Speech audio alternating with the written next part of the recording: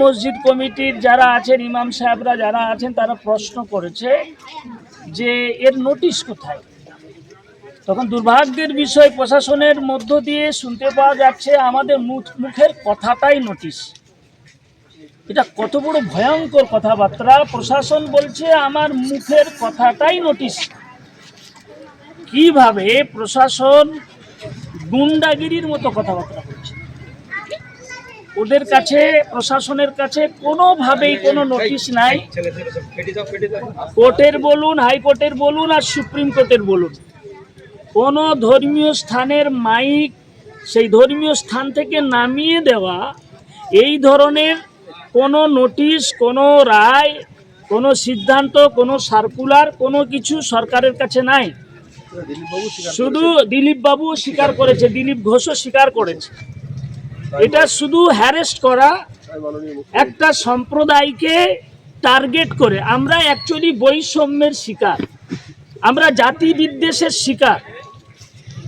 কোন সম্প্রদায়ের পক্ষ থেকে জাতি বিদ্বেষের যদি শিকার হতাম তাহলে বিষয়টা আলাদা ছিল। কোন সম্প্রদায়ের পক্ষ থেকে আমরা বৈষম্যের শিকার না। হিন্দু, সাধারণ হিন্দু ভাইদের থেকে আমরা বৈষম্যের শিকার নয়। আমরা বৈষম্যের শিকার হচ্ছি কোনো একটি রাজনৈতিক দলের পক্ষ থেকে।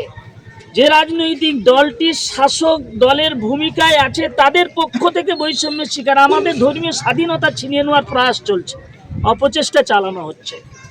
আমরা আপনার এই সোশ্যাল মিডিয়ার মাধ্যম দিয়ে গোটা পশ্চিমবাংলার সমস্ত ইমামদের কাছে বার্তা এবং প্রত্যেক মসজিদ কমিটির দায়িত্বশীল ব্যক্তিদের কাছে আমরা বার্তা জানাই, আপনারা পুলিশের কথায়, পুলিশের ধমকানিতে, পুলিশের চমকানিতে, পুলিশের ভয়ে আপনার স্বইচ্ছায় আপনারা মাইকের লাউড স্পিকার মসজিদ থেকে নামাবেন না।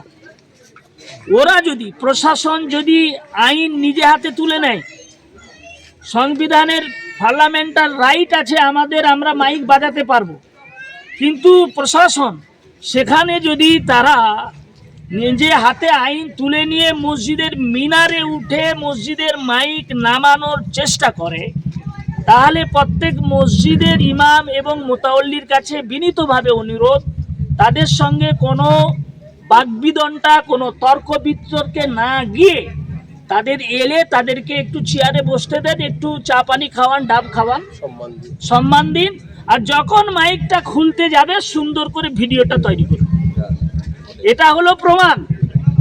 এই আইনের ঊর্ধ্বে কেউ নয়। যে কেউ যদি আইন নাই, সে ওসি হতে পারে, আইসি হতে পারে, ডিএম হতে পারে। আইনের হাত এত বড়, এত শক্ত, আইনের হাতে কলার ধরে তাকে টেনে হাইকোর্টে নিয়ে যাওয়া হবে। অতএব প্রত্যেকের কাছে আবেদন, মুসলিম ভাইদের কাছে, মসজিদ কমিটির কাছে, আপনারা কোনো ধরনের তর্ক বিতর্কে জড়াবেন না। নাম্বার